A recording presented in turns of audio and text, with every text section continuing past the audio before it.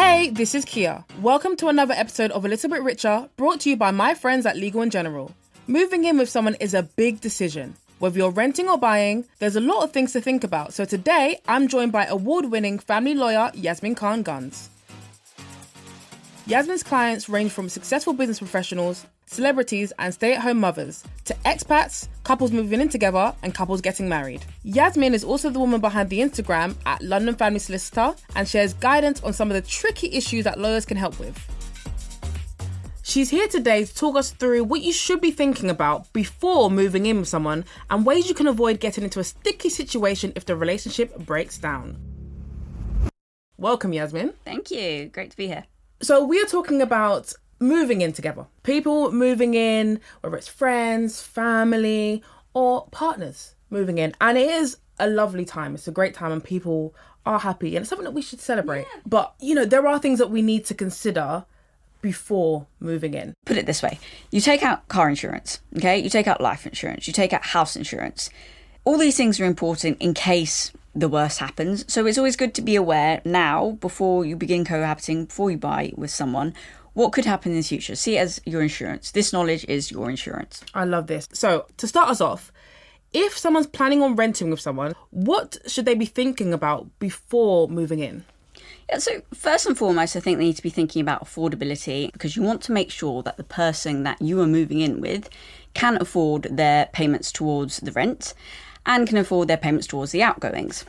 And that's particularly important if you're going to be sharing, for example, bank accounts with them, because their poor credit history could affect you. So that's the first thing I'd think about. Second thing is tenancy agreement. Make sure you read your tenancy agreement carefully and also decide whose name is it going to be in. Is it going to be in one person's sole name or is it going to be in multiple people's names? So really have those discussions first and foremost, because that affects your rights and responsibilities under the tenancy agreement. Third thing is think about the deposit. Who is going to pay for the deposit? Where is it going to be held? And what should happen to the deposit in the event that the tenancy comes to an end, or if one person just wants to leave the tenancy agreement early? And finally, I think importantly, is how you're going to split the costs. Talk about who's going to pay the rent, in what proportions you're going to pay the rent, who's going to pay the utilities, the council tax. So really, it's important to have those conversations at the outset. Open, honest communications, and ideally have it written down somewhere.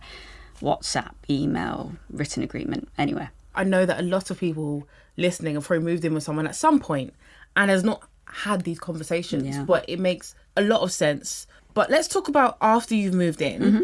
What are some of the things that you should consider to make sure that you're a little bit more protected? Mm-hmm. For example, what can you put into place to make sure that if there are any issues that arise, that they're dealt with fairly? Yeah, so I'd start with household budgeting. Who is going to pay for the things that are everyday? For example, the food shop, the cleaning supplies and the communal items. You want to be thinking about having an emergency fund. Maybe you are contributing into a pot every month, maybe £20, £30, so that in the event that something breaks, such as a TV, who's going to pay for that? Then you should really be thinking about what happens if one of you, if you're renting with siblings or with friends, one of you gets a new partner. And that girlfriend and boyfriend starts coming around more and more often, one day, 2 nights a week, 3 nights a week, and then eventually they're pretty much living with you. How's everyone going to feel about that? And should that new partner be contributing in any way? And I think finally, thinking about exit strategies. What's going to happen if one person wants to leave the tenancy early? What happens to their share of, say, the council tax from the part they were living there or they moved out? And should they get their deposit back, or should they get it back now, later, or forfeit their deposit? And what's going to happen? So there's some key things to think about. And I think what really could help in this situation is if the people entering into the tenancy agreement consider having a cohabitation agreement. And that's a document that can set out the answers to all of these questions, essentially, making it really clear what should happen during the tenancy and in the event that tenancy ends. So a cohabitation agreement, you said it sets out, what that would look like. But does it need to be formal? Do you need to go to a lawyer to do that? Can you have one written out yourself? Can you find a template online? What's the best way to go about actually setting that up?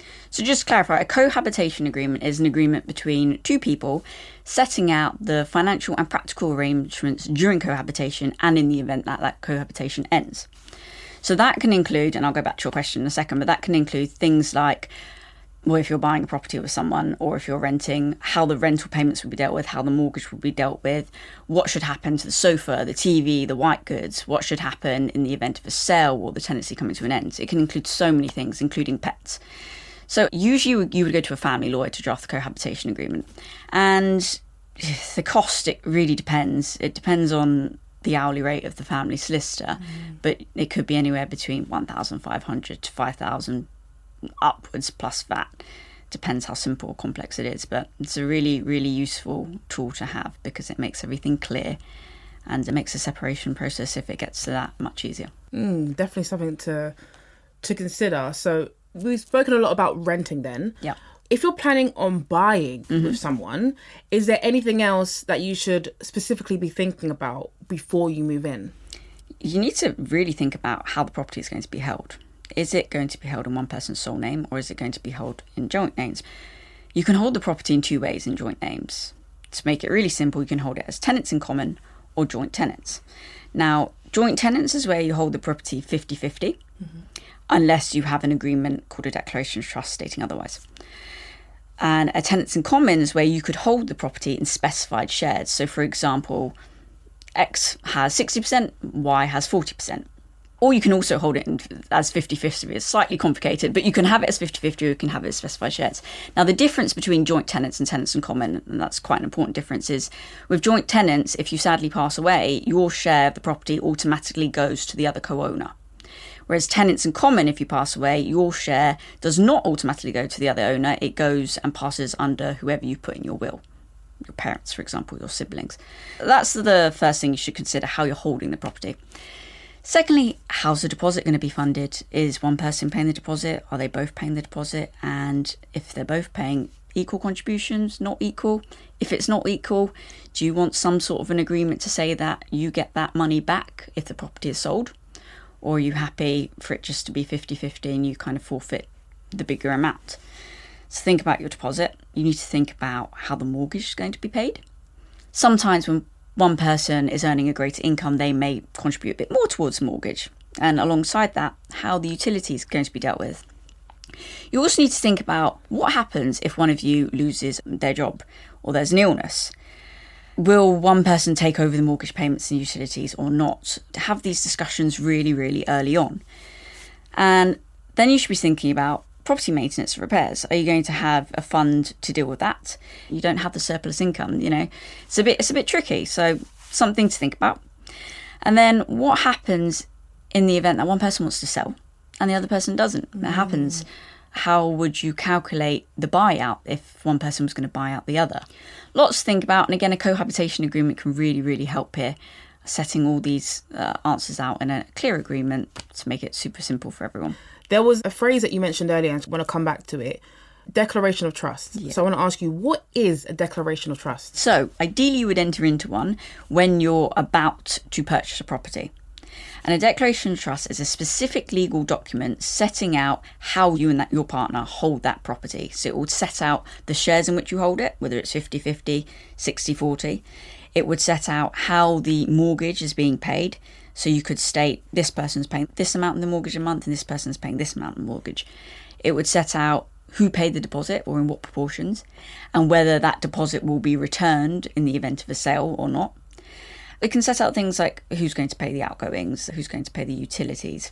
And importantly, it can set out what happens in the event that the couple splits up and what happens in the event of a sale. So I'd say declaration of trust is really important when you buy a property. And if you want to add to the declaration of trust, then you enter into a cohabitation agreement because a cohabitation agreement goes further, gives more flavour to the declaration of trust. Gosh, this is a lot to take in. A lot of people, you don't really factor in everything.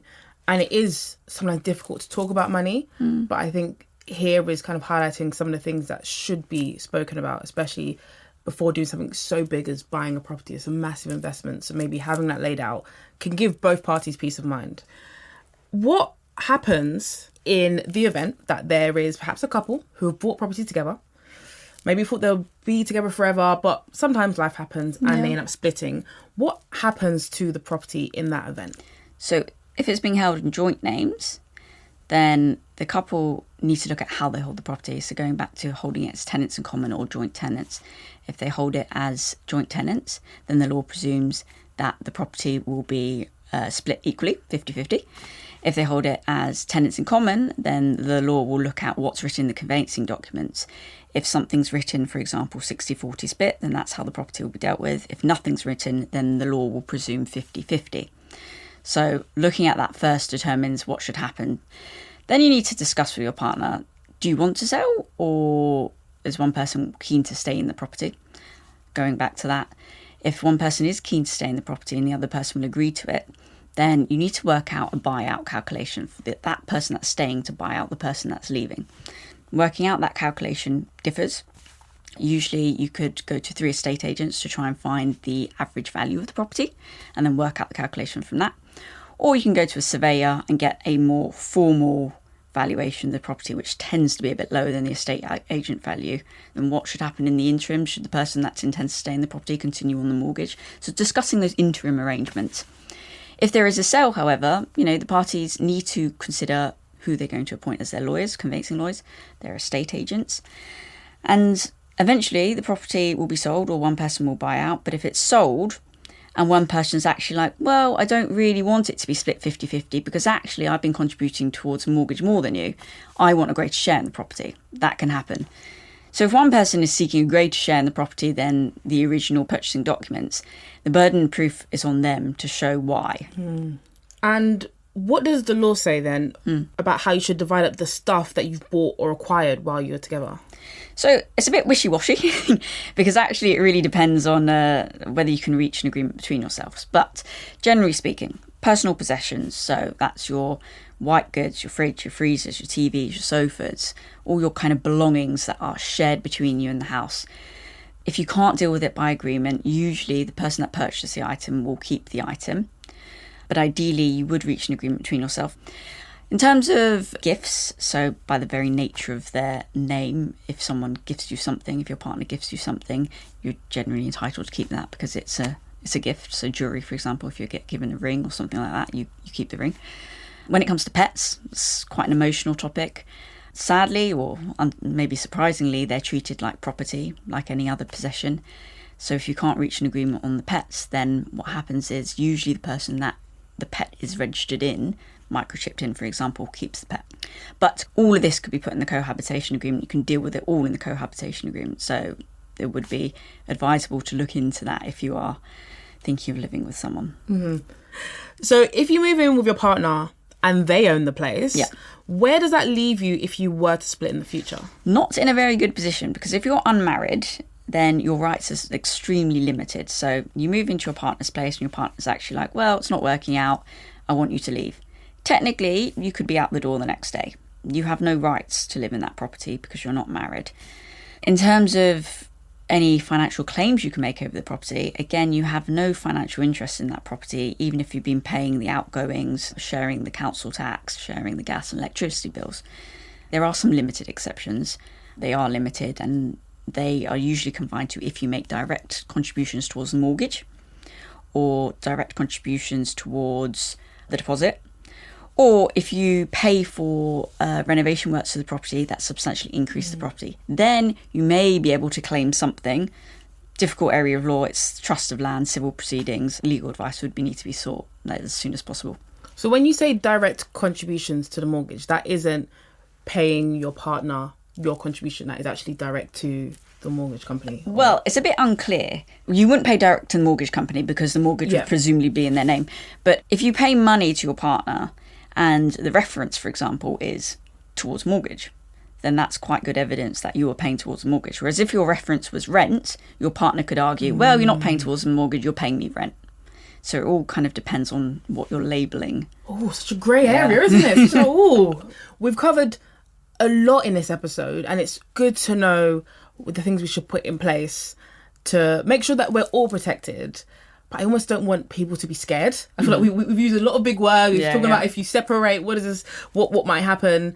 And I know that some people might be listening thinking, oh, but I'm with my partner, I want to move in. Yeah. So we don't want to deter people and scare them. It's just being aware of what you can do to make sure that you're protected. So then that blissful time lasts long. And if it doesn't last, you are still protected, right? But this has been really good and I've learned so much. So before we wrap up, I want to ask you, what are your top 3 tips for people to think about before moving in together? So choose your partner wisely. You want to make sure that you fully trust your partner. You're going into a big thing with them, whether it's renting or whether it's purchasing property. It's a big financial responsibility. You want to ensure that you completely know them and you understand them and that you know about their finances. You do not want to be entering into something with someone who's financially reckless. So trust your partner and choose your partner wisely. Secondly, you want to be thinking about having and being able to have open communication with your partner. If you can't have open communication with them, it's going to be very difficult. You want to have communications and talk about what will happen when you start living together and what should happen in the event that things might not work out. Have those discussions. And finally, I'd say be transparent about your finances. At the outset, before you even purchase property or start renting together, talk about your incomes, your liabilities, what credit cards you have, what debts you might be in, and your savings, because you're being tied in financially with this person. You need to be aware, at least roughly, what their financial background is.